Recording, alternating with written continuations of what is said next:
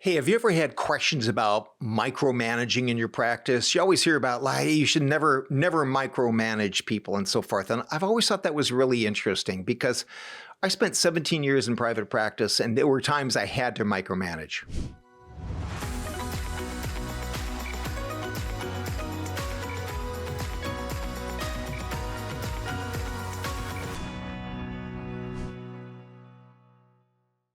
Hey, I'm Dr. Joel Parker, founder of the Standing Ovation practice. I was 17 years in private practice and the last 20 years consulting practice just like yours. Let's dive into this. So micromanaging, to micromanage or not, that is the question. Shakespeare said that, right? No, I'm just kidding. But he said something like that, right?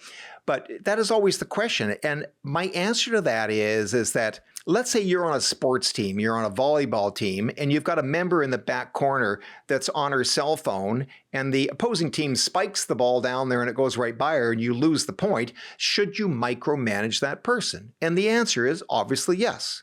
Another example, let's say you're in surgery and you are doing a working interview for a technician. You've got her running the anesthetic machine for you while you're doing a spay, and she's got a proper anesthetic monitoring log. She's giving you blood pressure and heart rate reports every 5 minutes. She's managing the vaporizer just fine, and the patient is in no danger whatsoever, and things go very well. Should you micromanage that person? Absolutely not. In fact, if you did micromanage that person, you would create a problem. So it's not that you should never or always micromanage a person. It really depends on what's going on in front of you. So when you are onboarding a new person, whether that's a CSR receptionist or whether that is a technical person in the back, they will come up through stages of understanding. And as they learn more and more about how your practice runs and they fit more and more in the habits, routines of your practice, there is less need to micromanage them. But during that early training periods, that is one of the key areas where you need to micromanage. Do not drop micromanaging a person just because you don't think it's polite or you hurt their feelings or you're uncomfortable, because this is your practice. Whether you're an owner or manager, this is your practice and you need to take care of it. Alternatively, if there's a technician that, let's say, leaves the vaporizer on 5 and goes outside to text her boyfriend and have a cigarette, should you micromanage that person? Heck yeah, you should. In fact, if you had a fixed idea that you should never micromanage a person, and you did not do something about that, then you could see that that could get in the way of patient health and put the patient in danger. Okay, so when we're training people, the trick to learn as a manager is that when you're training people and you're training them on manuals and videos, are they doing what they need you to do? 95% of the time correctly. And if they are, then you probably don't need to micromanage them.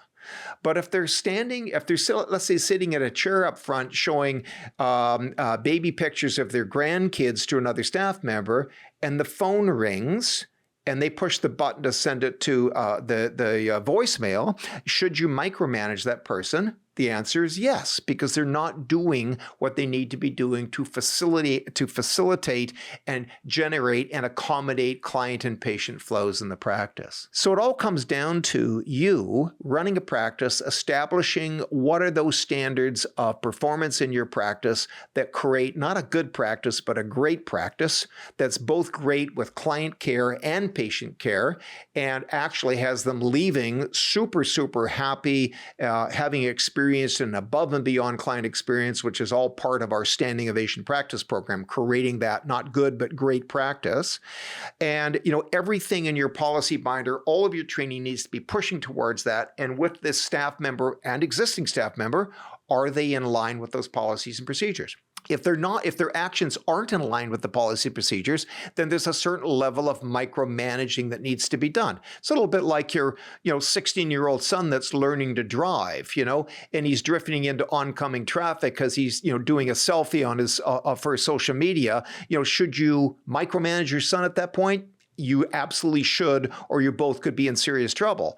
On the other hand, if your daughter is driving with hands at 10 and 2 and she's right under control, and let's say you're just kind of a nervous Nelly about driving and you see brake lights half a mile ahead and you reach over to pull the emergency brake and grab the wheel, that would be inappropriate micromanaging. So the question always is, I want you to ask yourself when you're working with staff, what is the degree of micromanaging that I'm doing right now or should be doing? And you'll find is if you do a good job of training and people know what they're doing and they show up on time and they're a good team member, they're in the right position on the volleyball court to get that ball, they're not doing something else such as checking their voicemail and so forth and their social media posts. If they're doing what they need to be doing, there's no need to micromanage them. And that's a team player. If, on the other hand, they're off doing something else, texting their boyfriend, showing baby pictures of grandkids, blah, blah, blah, then that's a case for micromanaging. And oftentimes, when there is repeated micromanaging, it's either because the staff member is doing a good job and doesn't need it,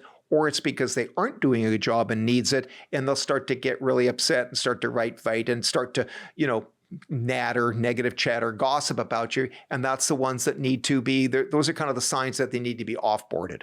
Okay, so I hope you enjoyed that. It's a popular subject. I'm not saying it's easy to manage people. It's not. Human beings are, they're soft and gooey the inside. Sometimes just looking at them the wrong way can elicit, emotions and so forth. So as a manager, you have to learn to be very, very kind. I always liked what Robin Williams said, that you have no idea what's going on in a person's life. Be kind always. And so I think that's really one of the things that comes down with training is to be kind, but be persistent. Don't hesitate to micromanage if you need to. Okay, that's all I got for you today. Hope you enjoy this. If you like this, make sure you like the like button down below, hit subscribe, and hit the notification so you get notified of the next one that's coming up. And I'll see you next time. Thanks for watching.